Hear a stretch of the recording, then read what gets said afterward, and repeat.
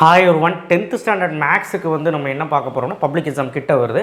8 நாள் லீவ் விட்ருக்காங்க சார். ரொம்ப கஷ்டமாக கேட்க போகிறாங்களா, என்ன பண்ண போகிறாங்க அப்படின்னு சொல்லி ரொம்ப பேனிக்கில் இருக்காங்க 10th ஸ்டாண்டர்ட். மெயினாக வந்து மேக்ஸுக்கு என்ன காரணம்னா 8 நாள் லீவ் விட்ருக்காங்க. இந்த மாதிரி எந்த வருஷமே விட்டதில்லை, அது தெரியுங்களா? குறைஞ்சது 5 நாள் தான் லீவ் விட்ருக்காங்க. ஆனால் 8 நாளுங்கிறது புதுசாக எனக்கே இருக்குது. சரி, எனவே என்ன கான்செப்டில் விட்டாங்கன்னு எனக்கு தெரியல.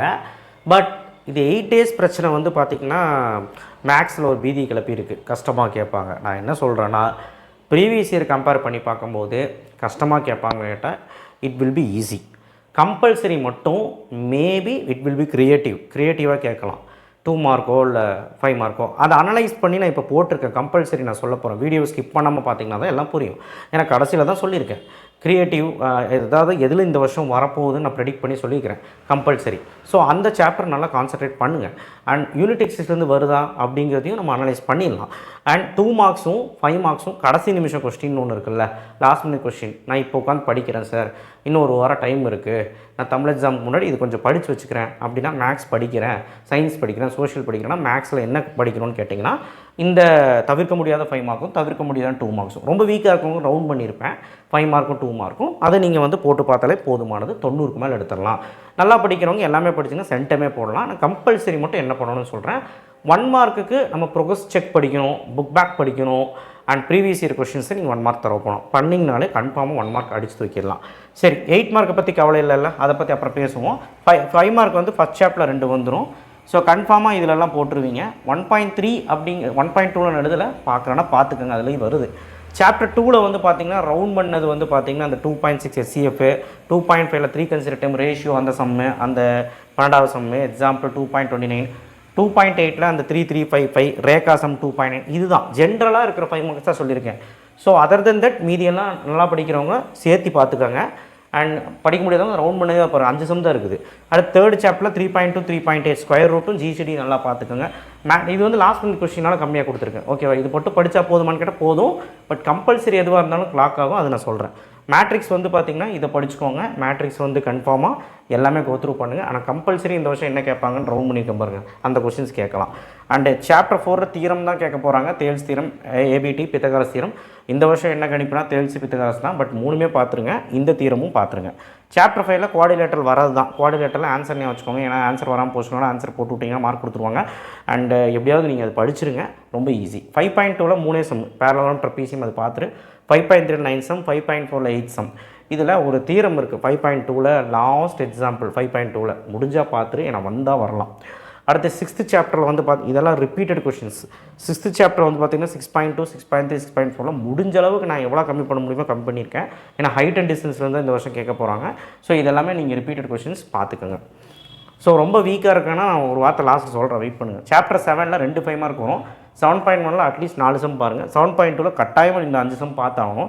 7.3ல் கட்டாயமாக இந்த 5 சம், அந்த டாய், அந்த கேப்சூல், அருள், அதுக்கப்புறம் அந்த வெசல், நாதன், இதெல்லாம் பார்த்து தான். 7.4ல் ஐஸ்கிரீம் சம்மு, அந்த கிளே சம்மு, அந்த அலுமினியம் சம்மு, மீதியெல்லாம் பார்த்தாகும். ஏன்னா இந்த 7.3 7.4லேருந்து ஒரு 5 மார்க் வரும்.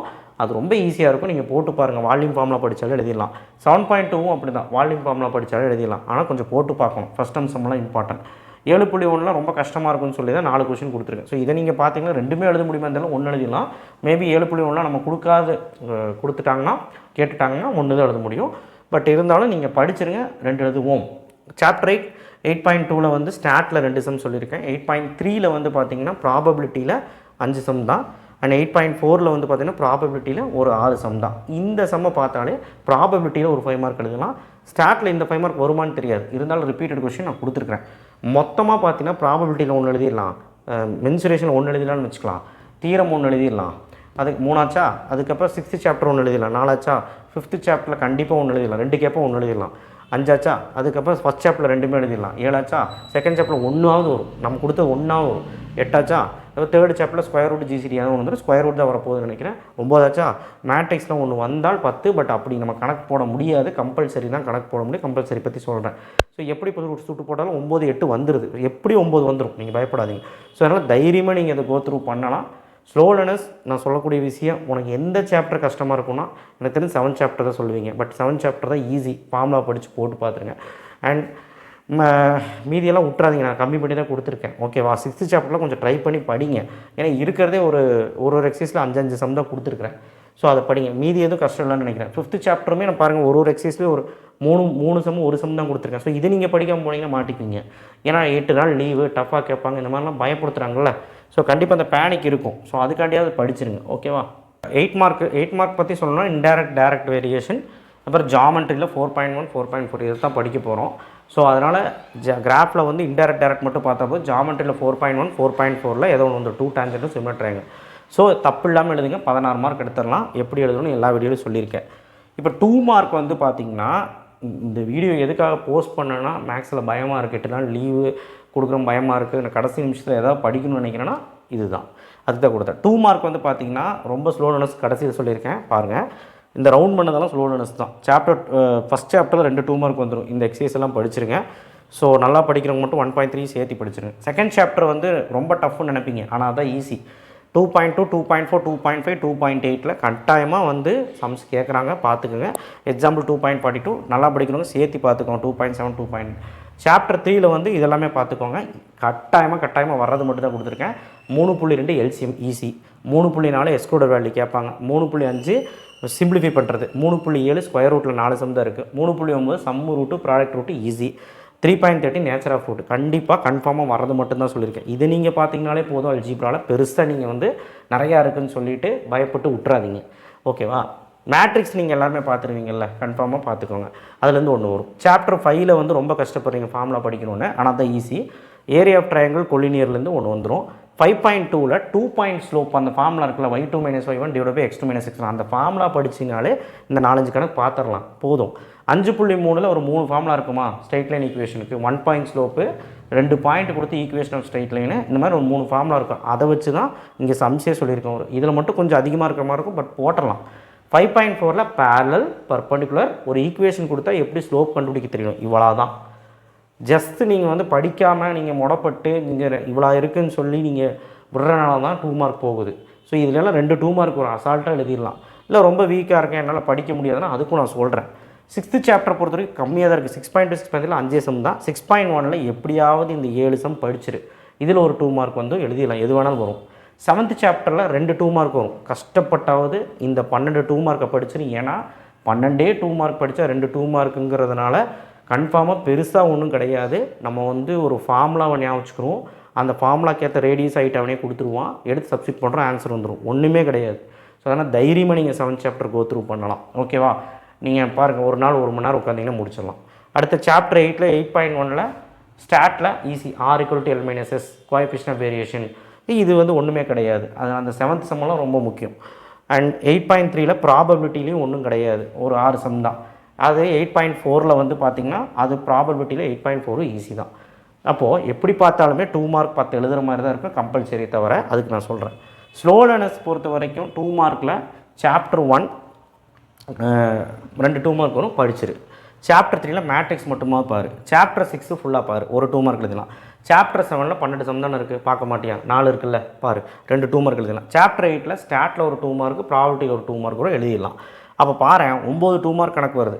குறைஞ்சது கொஸ்டின் பேப்பர் கஷ்டமாக கேட்டால் கூட 7 2 மார்க் எழுத முடியும். நான் அடித்து சொல்கிறேன், ரொம்ப முடியாத பசங்களுக்கு. இப்போவும் 9 வருது, நீ கணக்கு போடு, ஆனால் 7 எழுத முடியும் ரொம்ப கஷ்டமாக கேட்டால் கூட. இருந்தாலும் அந்த அல்ஜீப்ரா, அந்த excluded value, nature of root, 3 point simplify, square root, இதுதான் கேட்குறாங்க. ஸோ அதை நீங்கள் பார்த்துட்டு போன போதும். அதே மாதிரி தான் செகண்ட் சாப்டர்லேயும் பெருசாக அவங்க எதுலேருந்து கேட்குறாங்கன்னா 2.4 5லேருந்து தான் கேட்குறாங்க. 19 டேர்ம் கண்டுபிடி, 18 டேர்ம் கண்டுபிடி, அந்த மாதிரி தான் கேட்குறாங்க. ஸோ மிஞ்சி போனால் SGF கேட்குறாங்க, இல்லைனா 2.4ல் அந்த எண்ணு கொடுத்து ஆடு ஈவன் கொடுத்து போட சொல்கிறாங்க. ரொம்ப சிம்பிளாக தான் இருக்குது 2 மார்க். ஸோ கொஞ்சம் கஷ்டப்பட்டிங்கன்னா எப்படி வந்தாலும் எழுதிடலாம். சரி, ரொம்ப ஸ்லோவான அட்லீஸ்ட் இதாக ஃபாலோ பண்ணுங்கள். கம்பல்சரி என்ன பண்ணலாம், 2 மார்க் இத்தனை வருஷம் எதுலேருந்து கேட்டிருக்கான்னு ஃபஸ்ட்டு அனலைஸ் பண்ணிடலாம். கம்பல்சரி யூனிட் எக்ஸசைஸ் இதுவரை கேட்டதே கிடையாது, நல்லா தெரிஞ்சுக்கோங்க. யூனிட் எக்ஸசைஸ்க்கு ஆல்ரெடி நம்ம வீடியோ போட்டாச்சு, என்னெல்லாம் படிக்கணும். பட் யூனிட் எக்ஸசைஸ் நம்பி போகலாமான்னு கேட்டால் எனக்கு தெரியல. என்ன காரணம்னா, ப்ரீவியஸ் இயர் வச்சு பார்க்கும்போது யூனிட் எக்ஸசைஸ் கேட்க மாட்டாங்கன்னு தான் தோணுது 90%. ஸோ என்ன எதுலேருந்து வருது பாருங்கள். ஜூன் இப்போ சமீபமாக நடந்த எக்ஸாமில் சாப்டர் 3லேருந்து மேட்ரிக்ஸ்லேருந்து கேட்டிருக்காங்க கம்பல்சரி.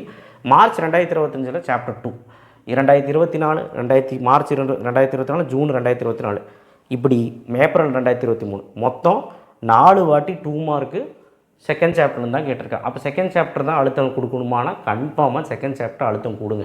இப்போ நான் கொடுத்துருக்கேன் இல்லையா 2 மார்க்கு, அதை நீ படிச்சினாலே அந்த கான்செப்டை புரிஞ்சுக்கினாலே ஓனாக கேட்டால் கூட போட்டுடலாம். Okay, 5th சாப்டர்லேருந்தும் 3rd சாப்டர்லேருந்து கேட்குறாங்களா? என்ன கொஸ்டின் கேட்டிருக்காங்க பாருங்கள், இங்கேயே நான் எழுதியிருக்கேன். x² - 5 4x - 12 குவாட்ரட்டிக் ஈக்குவேஷனை சால்வ் பண்ணணும், ரூட் கண்டுபிடிக்கணும். பண்ண மாட்டியா?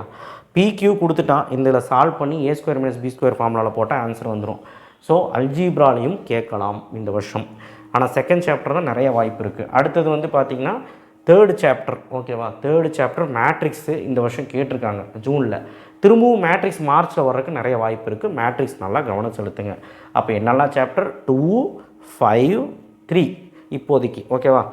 ஸோ அடுத்தது இதில் பாருங்கள் 2020 2021 7th சாப்டரில் கேட்டிருக்காங்க. அப்போ 7th சாப்டர் கான்சன்ட்ரேட் பண்ணுமான்னு கேட்டால் கண்டிப்பாக 7.1 7.2 சம் கொடுத்துருக்கல, அதை நீ ஒர்க் அவுட் பண்ணாலே கன்ஃபார்மாக போடலாம். ஸோ நான் என்ன சொல்கிறேன்னா, ரொம்ப நல்லா படிக்கிறேன், நல்லா சென்டம் படிக்கணும் ஆர்வம் இருக்கிறவன் யூனிட் எக்ஸசைஸும் இந்த சாப்டரில் பார்த்துக்கும். குட்டி குட்டி சம் என்னென்ன சாப்டர் 7, 5, 2, 3 இதில் தான் கம்பல்சரி அதிகமாக வருது. எனக்கு என்னமோ இந்த வருஷம் மேட்ரிக்ஸே கேட்டுருவான்னு தோணுது கம்பல்சரியில். அப்படி தான் வந்துட்டு இருக்குது. அதாவது அட்டம்ப்டில் என்ன கேட்டானோ அதே சாப்டர்ல தான் கம்பல்சரி வருது. ஸோ பாருங்கள், நல்லா கணிச்சு பாருங்கள், இதில் மட்டும்தான் மிஸ் ஆகிருக்கு. மீதி எல்லாத்துலேயுமே அட்டம்ப்டில் என்ன கேட்டானோ ஜூனில் என்ன கேட்டானோ அதே தான் மார்ச்லேயும் கம்பல்சரியாக வருது. ஸோ கண்டிப்பாக இந்த வருஷம் மேட்ரிக்ஸ் வரக்கு 99% வாய்ப்பு இருக்குது. முடியாதவன் அந்த அனலைஸ் பண்ணியாவது மேட்ரிக்ஸாவது பார்த்துட்டு போ, அதுலேருந்து கம்பல்சரி வந்து எழுதிடலாம். Okay, 5 mark. 5 மார்க் வந்து எதுலேருந்து வருது? அதிகமாக எதுலேருந்து கேட்டிருக்கான் அப்படின்னா கலந்து தான் கேட்டிருக்கான். பெருசாக ஒன்றும் இல்லை. 5th சாப்டரும் கேட்டிருக்கான், 1st சாப்டர்லேருந்தும் கேட்டிருக்கான். 5th சாப்டர் தான் அதிகமாக கேட்டிருக்கான். அண்ட் 7th சாப்டர்லேருந்து ஒரு டைம் கேட்டிருக்கான். ஆனால் 5th சாப்டர் தான் அதிகமாக கேட்டிருக்கான். பாருங்கள், ஜூனில் 5.4, செப்டம்பரில், அதுக்கப்புறம் மேல, இதெல்லாம் க்ரியேட்டிவ் தான் கேட்டிருக்காங்க. பாருங்கள், சாப்டர் 3 செப்டம்பர்லேயும் க்ரியேட்டிவ், மேலேயும் க்ரியேட்டிவ். ஓகேவா. அப்புறம் ஜூலையில் அந்த கேட் சம் புக்கில் இருக்க சம் தான். ஸோ 4 வாட்டி உங்களுக்கு 5th சாப்டர்னால 5th சாப்டரில் இருக்கிற அனைத்து 5 மார்க்கும் நல்லா பார்த்துக்கோங்க. அண்டு இதுலேயும் பார்த்துக்கோங்க யூனிட் எக்ஸசைஸு. 3rd சாப்டர்லேருந்து கேட்டிருக்கானான்னு பார்த்தீங்கன்னா போன வருஷம் மட்டும்தான் கேட்டான். மார்ச்சில் கேட்டான். கண்டிப்பாக இந்த வருஷம் வராது. போன வருஷம் என்ன கேட்டாலும் அது வராது. ஸோ அதனால் அதை விட்டுருங்க. ஜூலையில், அதாவது 2024 வந்து பார்த்தீங்கன்னா 7th சாப்டர்லேருந்து கேட்டிருக்கான். அப்போ 7th சாப்டர் ரிப்பீட் ஆகுமாங்க சார்ன்னு கேட்டிங்கன்னா மேபி ஆகலாம். 7th சாப்டரில் நான் கொடுத்த 5 மார்க்கை ஒழுக்கமாக பாருங்கள் போதும். செகண்ட் சாப்டர்லேருந்து வருமானா அந்த 7 சம் தான் வந்திருக்குது. வேறு எதுவும் பெருசாக கேட்க போகிறதில்ல. இதில் பார்த்துக்கோங்க. ஏபியில் அதிகமாக கேட்க வாய்ப்பு இருக்குது, அவ்வளோதான். அடுத்தது 6th சாப்டர் வந்து ஷிப் சம்மே கேட்டாங்க. அதனால் பிரச்சனை இல்லை, ஷிப் தெரியும் இல்லை எல்லாத்துக்கும். அடுத்து ஃபஸ்ட் எக்ஸசைஸில் ஏக்ரஸ் பாருங்கள், கம்பல்சரி ஈஸியாக தான் கேட்குறாங்க, ரொம்ப கஷ்டப்படுறதுலாம் இல்லை. சில டைம் மட்டும்தான் க்ரியேட்டிவ் கேட்குறாங்க. ஓகேவா. அது அந்த 5th சாப்டர்லேருந்து கேட்டால் மட்டும்தான் க்ரியேட்டிவ் கேட்குறாங்க. அப்போ என்ன க்ரியேட்டிவ் கேட்டிருக்கான்னு சொல்லி இந்த ப்ரீவியஸில் போய் பாருங்கள். அது ஒர்க் அவுட் பண்ண தெரிஞ்சால் கண்டிப்பாக போட்டுருவீங்க. யூனிட் எக்ஸசைஸ் நம்பலாமான்னு கேட்டால் எனக்கு தெரியல, அதான் சொல்கிறேன். யூனிட் எக்ஸசைஸ்லேருந்து கேட்கவே இல்லை. ஸோ ஃபார் நான் என்ன நினைக்கிறேன், இந்த வருஷம் 5th சாப்டர்லேருந்தே மேபி வரலாம் கம்பல்சரி. ஆனால் க்ரியேட்டிவாக தான் இருக்குன்னு தோணுது. ஏன்னா 5th சாப்டர் அதிகமாக க்ரியேட்டிவ் தான் கேட்டிருக்கான். பாருங்கள், இங்கேயும் க்ரியேட்டிவ், இங்கேயும் க்ரியேட்டிவ். ஸோ க்ரியேட்டிவ் வந்துச்சுன்னா ஒன்றும் பண்ண முடியாது 5th சாப்டரில். ஓகேவா. எனக்கு என்னமோ க்ரியேட்டிவ் வந்தால் எழுதுகிற மாதிரி நீங்கள் இருக்கணும்னா கான்செப்டை புரிஞ்சு படிக்கணும். மோஸ்ட்லி கான்சன்ட்ரேட் பண்ண வேண்டியது எங்கன்னா 5.3 5.4 தான். அதில் தான் கேட்குறான் க்ரியேட்டிவ். ஸோ கம்பல்சரி எதில் பார்க்கணும்னு தெரிஞ்சிருச்சா? 5 மார்க்னா 1st chapter, 7th chapter, 5th chapter, அதுக்கப்புறம் 3rd சாப்டர். இதில் தான் அவங்க கேட்டிருக்காங்க. ஸோ 6th சாப்டர் அவ்வளோ கான்சன்ட்ரேட் பண்ண வேண்டாம், அதில் கேட்க மாட்டாங்க. பட் ஷிப் சம்னா பார்த்துக்கோங்க. இந்த 4 சாப்டர்லேருந்து தான் கம்பல்சரி கேட்டிருக்காங்க, அதிகமாக 5th சாப்டர். ஸோ நீங்களே அனலைஸ் பண்ணிக்கங்க. ஓகேவா. ஸோ அந்த நான் இப்போ சொன்ன சாப்டர்லையாவது 2 மார்க் கம்பல்சரி பார்த்துருங்க. Okay, thank you. ஷேர் பண்ணுங்கள், சப்ஸ்கிரைப் பண்ணுங்கள், மறக்காம பெல் ஐக்கானை ப்ரெஸ் பண்ணுங்கள். கண்டிப்பாக மேக்ஸில் சென்டர் போட முடியும், ஈஸியாக தான் கேட்க போகிறாங்க. அப்படியே கஷ்டப்படுத்தினாலும் க்ரியேட்டிவ் அந்த கம்பல்சரி மட்டும்தான், வேறு எதுவுமே கிடையாது. 95 மார்க் ஈஸியாக எடுத்துடலாம். சென்டமுக்கு கொஞ்சம் முயற்சி பண்ணி எடுக்கலாம், அவ்வளோதான். பயப்படுத்துகிறாங்கன்னா பயப்படாதீங்க. தேங்க்யூ.